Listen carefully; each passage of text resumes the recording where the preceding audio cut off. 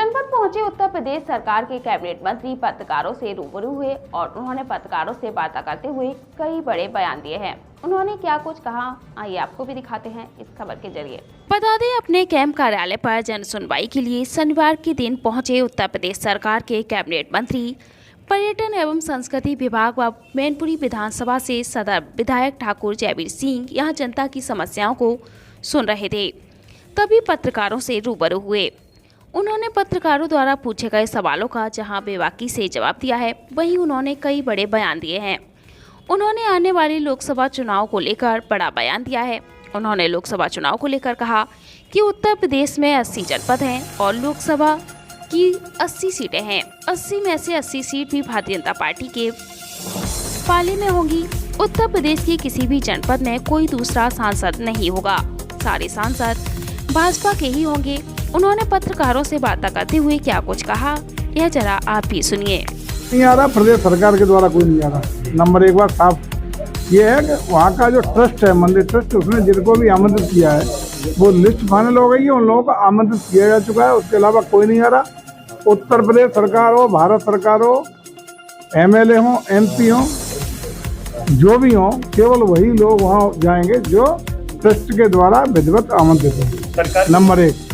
Number दो, जहाँ तक उस कार्यक्रम के लिए जो लोग जाएंगे उनके लिए कोई असुविधा न हो। उनके ठहरने की, खाने की, पीने की, ट्रेन से लेकर के उनको विधिवत ठहराने की, दर्शन की सारी व्यवस्था सरकार की ओर से व्यवस्थित रहेंगी। तमाम स्वयंसेवी संगठनों के द्वारा वहाँ ठहरने की व्यवस्था की गई है, खाने पीने की व्यवस्था की गई है। हमारी बसें हमारे एयरपोर्ट पर, अयोध्या के रेलवे स्टेशन पर, बस स्टैंड पर रहेंगी, जो लोगों को चाक चौबंद तरीके से व्यवस्थित तरीके से आवागमन सुनिश्चित करेंगी। साथ ही साथ स्थानीय तौर पर भी 200 बसें यूपी रोडवेज की रहेंगी, जो अयोध्या में लोकल सर्कुलेट होती रहेंगी। लोकल वहीं स्थानीय भ्रमण पर रहेंगी, जो विभिन्न स्थानों पर डेस्टिनेशन जिसको जाना है वो उतारेंगी। जो लगभग 25,000 कैपेसिटी की वहाँ जो आउट ऑफ स्टेट लोग आने वाले हैं, वो भी 25 तारीख के बाद आने वाले हैं। 25 तारीख के बाद विधिवत भीड़ शुरू होगी।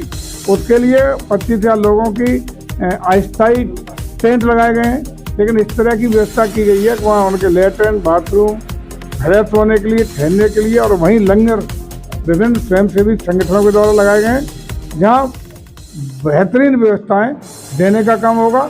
और लास्ट में दर्शन के बाद उन लोगों को जो भी डेस्टिनेशन है, चाहे वो ट्रेन हो, एयरपोर्ट हो, वहाँ विधिवत वापस पहुँचाने तक की व्यवस्था सुनिश्चित रहेंगी।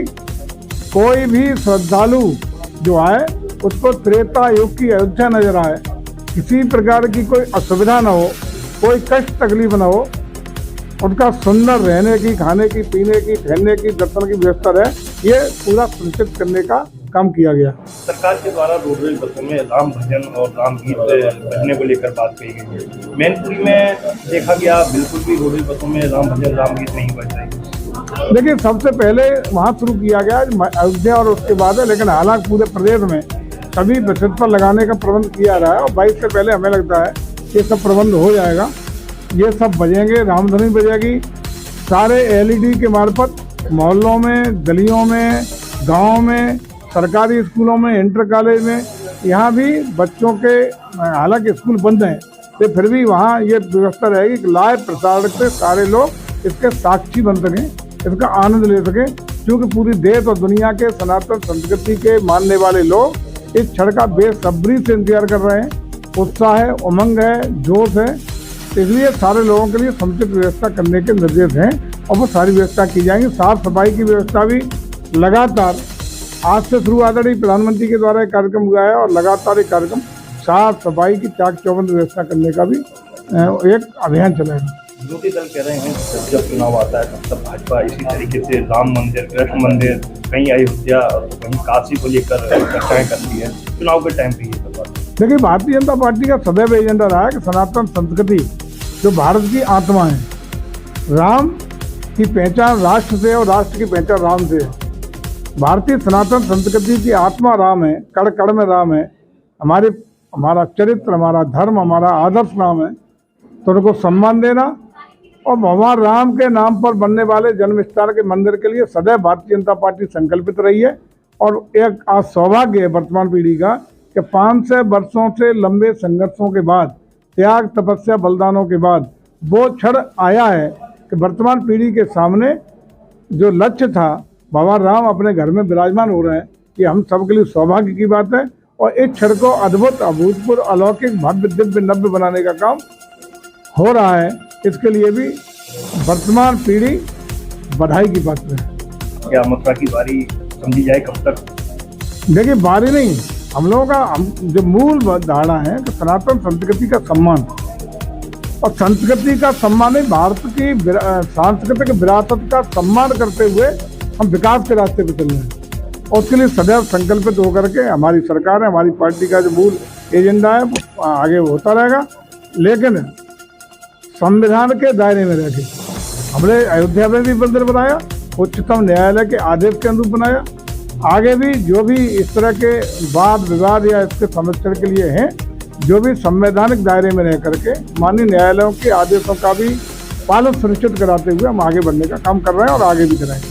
2024 चुनाव आ रहा है, भाजपा में किस तरीके से तैयारी, कितनी सीटें लाए? 80 की 80, कोई गुंजाइश नहीं, 80 की 80, और मैनपुरी भी शामिल है। समाजवादी पार्टी कह रही है कि हम 80 में 80 लेते हैं। अब वो तो परिणाम बताए ना, जनता के हाथ में ना, हमारे आने से आ रही है ना उनके आने से आ रही है। लोकतंत्र में जनता सर्वोपर होती है, लेकिन हम आज जो जनता का जोश, उत्साह, आत्मीय भाव है, उससे लगातार आदरणीय मोदी जी को, योगी जी को आशीर्वाद मिल रहा है। 3 स्टेट, अभी 5 स्टेट के चुनाव में भी 3 स्टेट में प्रचंड बहुमत से जनता ने हमें आशीर्वाद देने का काम किया है। हम समझते हैं कि ये आशीर्वाद निरंतर मिलेगा और 400 से ज़्यादा सीटें लेकर के हम देश में पुनः आदरणीय मोदी जी के नेतृत्व में सरकार बनाएंगे और उसमें उत्तर प्रदेश की भूमिका, उत्तर प्रदेश की आहुति 80 की 80 देने की रहेगी।